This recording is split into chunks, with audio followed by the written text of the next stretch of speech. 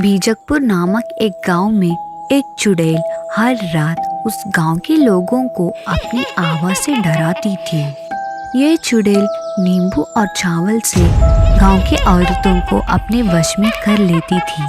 हर रात भिखारी के वेश में घर के दरवाजे खटखटाती थी। मुझे बहुत भूख लगी है, मुझे एक नींबू और थोड़ा सा चावल दे दो माँ।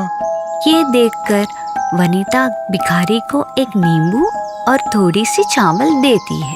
ये लीजिए। जैसे ही चावल और नींबू हाथ में आता है, भिखारी तुरंत ही चुड़ैल के रूप में बदलकर जोर से हंसने लगती है।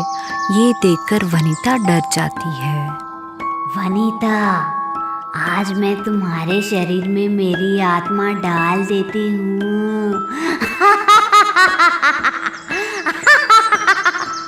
ये बोलकर वनिता को अपने वश में कर लेती है। ये देखकर गांव के लोगों ने इस समस्या का समाधान के लिए पंचायत बुलवाया। गांव के महिलाओं, चिंता मत कीजिए, मैंने इस समस्या का हल ढूंढ लिया है। अगली बार जब ये चुड़ैल भीख मांगने आएगी, तब आप में से एक मर्द औरत के वेश में चावल और नींबू दे देना और अपने साथ एक आईना रखना, जिससे हम चुड़ैल को भगा सकते हैं और अपनी औरतों को बचा सकते हैं। जब चुड़ैल लक्ष्मी के घर भीख मांगने आई, तब लक्ष्मी का पति औरत की वेश में नींबू और चावल देने आ गया।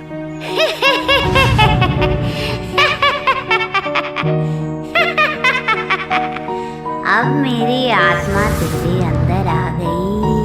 लेकिन साड़ी में मर्द होने के कारण चुड़ैल का मंत्र काम नहीं किया। तभी लक्ष्मी का पति उस चुड़ैल को आईना दिखा दिया। आईना देखते ही वह चुड़ैल आईने में कैद हो गई। हाय हाय, तुम लोगों ने मुझे क्यों बंदी बनाया है? मैं तुम लोगों को नहीं छोड़ूंगी। तुरंत उस आईने को नीचे फेंककर तोड़ देता है। इसके साथ ही चुड़ैल भी मर जाती है और गांव की सारी औरतों को चुड़ैल से मुक्ति मिल जाती है। कैलाशपुर नाम का एक गांव में स्वाति नाम की एक बहुत सुंदर लड़की रहती थी। उसे शिवा नाम का एक आवारा लड़का रोज चिढ़ाता था।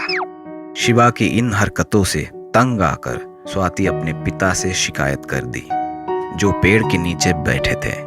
तभी पेड़ के पीछे से एक चुड़ैल ने स्वाति की पूरी बातें सुन ली।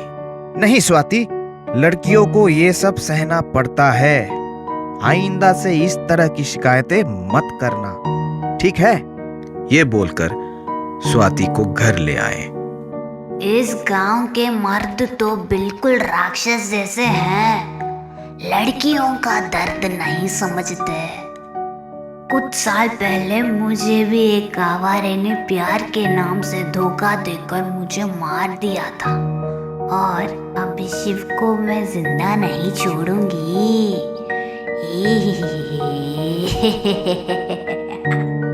चुड़ैल ने रात को स्वाति के घर जाकर उसके शरीर में घुस गई।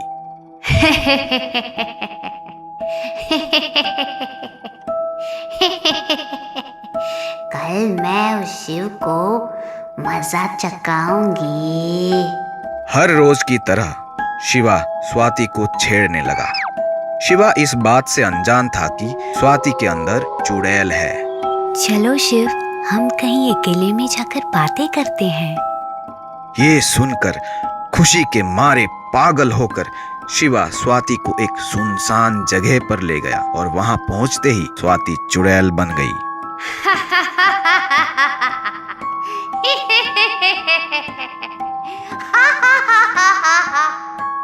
अरे स्वाति, ये तुम्हें क्या हो गया?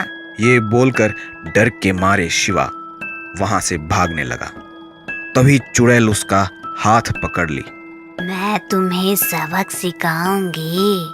तुझे लड़कियों को छेड़ने की बड़ी शौक है ना?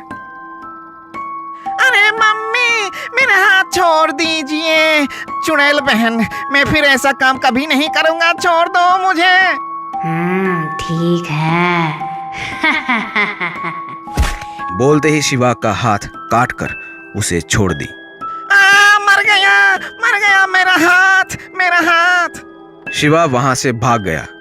उसके बाद चुड़ैल स्वाति की शरीर को छोड़कर चली गई और स्वाति खुशी खुशी अपनी जिंदगी बिताने लगी। जंगल में चुड़ैल। रसूलपुरा नामक एक गांव में एक बड़ा सा जंगल हुआ करता था।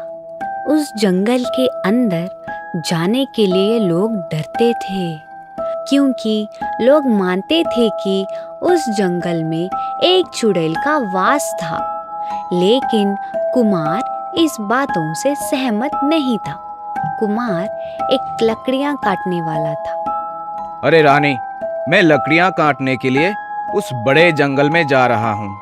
अरे नहीं, पूरी गांव कहती है कि वहाँ एक चुड़ैल घूमती है। रानी, ये गांव वालों की बेकार की बातों में मत पड़ो। ये चुड़ैल वुड़ैल कुछ नहीं होता है। वे अपनी कुल्हाड़ी लेकर जंगल की ओर चला गया। आज तो बहुत ज्यादा लकड़ियां काटनी होंगी।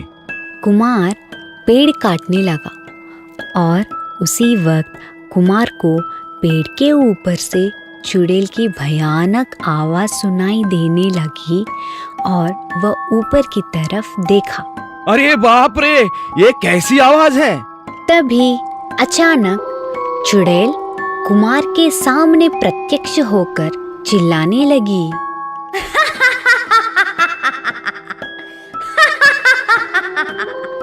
मैं तुम्हें जिंदा नहीं छोड़ूंगी।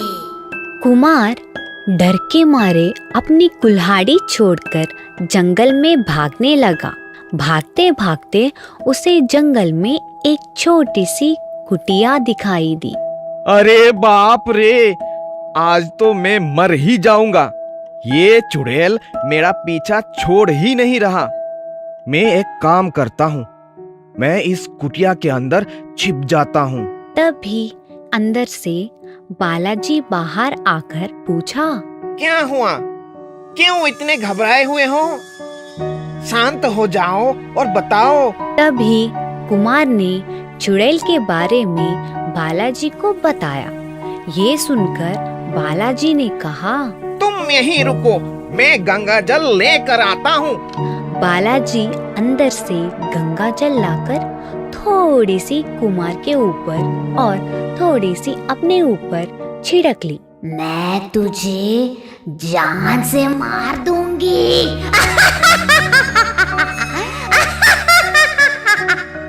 जैसे ही वह चुड़ैल कुमार और बालाजी के पास आई, उन दोनों के कपड़ों के ऊपर गंगा जल देखकर वह चुड़ैल तुरंत ही गायब हो गई। धन्यवाद, आज आपने मेरी जान बचा ली। चंबलपुर नामक एक गांव में लड़कियों के खिलाफ बहुत नफरत हुआ करता था।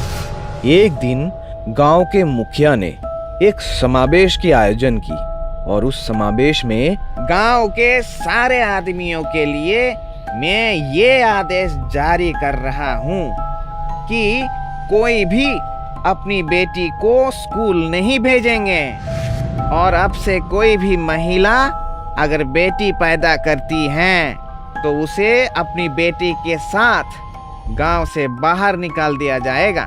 गांव वाले मुखिया के बात मानकर अपनी बेटियों को स्कूल भेजना बंद कर दी और गांव की जो भी महिला बेटी को पैदा किया उसे गांव से बाहर निकाल दिया गया।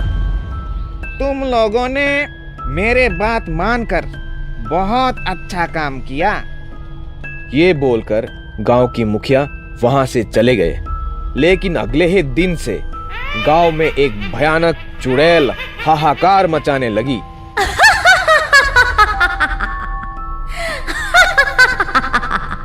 मैं तुम आदमियों को खा जाऊंगी, तुम्हारा खून पीऊंगी।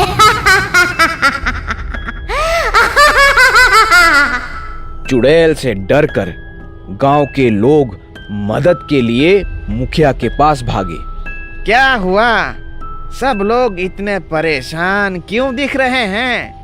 तब सबने मिलकर मुखिया को चुड़ैल की हरकतों के बारे में बता दी। तब मुखिया गुस्से में आकर उस चुड़ैल की सामना करने के लिए निकल पड़े। ए चुड़ैल, तुम मेरे गांव के आदमियों को क्यों तंग कर रही हो? तुम्हें क्या चाहिए? मैं तो तुम्हारी इंतजार कर रही थी, बेवकूफ। ऐसा बोलकर चुड़ैल ने मुखिया के गर्दन पकड़कर हवा में उठाई। अरे मुझे छोड़ दो दीदी, आपको क्या चाहिए बोलिए, मैं तुरंत ही वो काम कर दूंगा। तुम्हें गांव की बेटियों को पढ़ाने की जिम्मेदारी लेना पड़ेगा और गांव की महिलाओं को उनकी बेटियों के साथ वापस बुलाना पड़ेगा, ठीक है? ठीक है दीदी, मुझे छोड़ दीजिए। चुड़ैल ने तब मुखिया को छोड़ दी और बोली, और अब से गांव की सरपंच एक महिला होनी चाहिए, एक महिला। ये सुनकर गांव की महिलाएं खुश हो गई और चुड़ैल की जय जयकार करने लगे।